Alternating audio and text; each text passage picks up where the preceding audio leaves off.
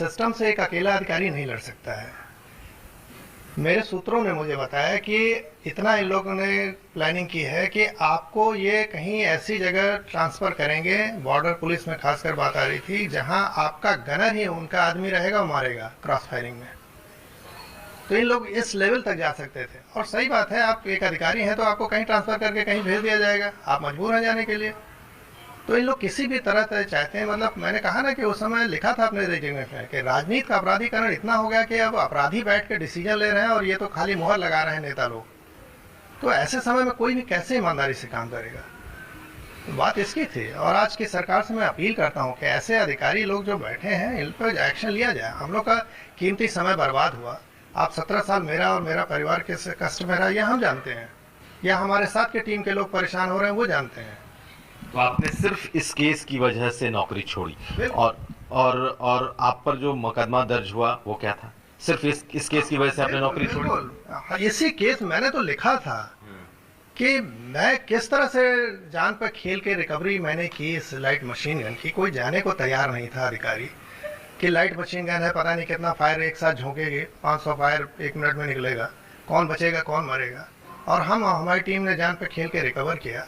और उसके बाद इस तरह से हो रहा है कि आप लोग केस वापस करो नहीं तो आप लोग को जेल में डाल देंगे, तमाम धमकियां। तो कोई कैसे काम कर सकता है? तो हम लोगों ने कहा इससे अच्छा ठीक है भाई, हम लोग सर्विस से बाहर जाते हैं, अपना आम नागरिक की तरह जिएंगे, क्या जरूरत है अपनी जान पे खेल के इस तरह से रिकवरी करने की।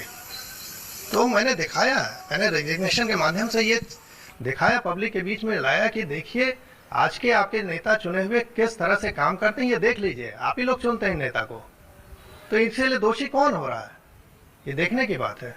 ये घटना याद आते ही आज भी आप भावुक लग रहे हैं। बिल्कुल स्वाभाविक है कि 17 साल हम लोग का कीमती समय जब बर्बाद होता है ना, कोई नहीं पूछता है किस परिस्थिति में हम लोग ये थे।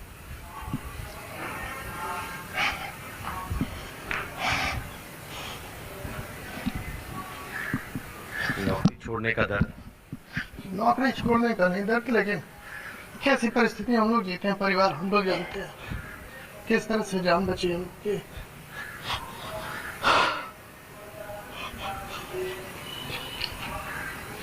आज भी खौफ रहता है? खौफ की बात नहीं है, जब जिस राह पे चले हैं तो अब डरने की जरूरत नहीं है।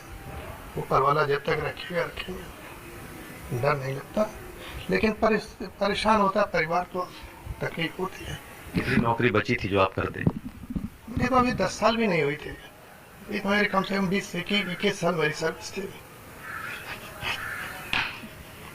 कभी किसी नेता ने, कभी किसी बड़े नेता ने आपकी सुध ली कि आपने ऐसा क्यों किया? जी, माननीय योगी जी ने तुरंत फोन किया था मेरे परिवार को, मैं तो जेल में था, और उन्होंने खबर ली थी, कहा था मैं आऊँगा तो न्याय करूँगा। आज किया उन्होंने, मेरा परिवार उनके प्रति पूरा आभारी है।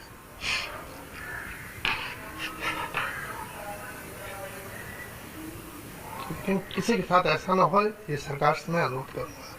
और मैं, मेरी टीम जब थी उस समय, तो उसके खिलाफ जो हो रहा है उसको देखिए।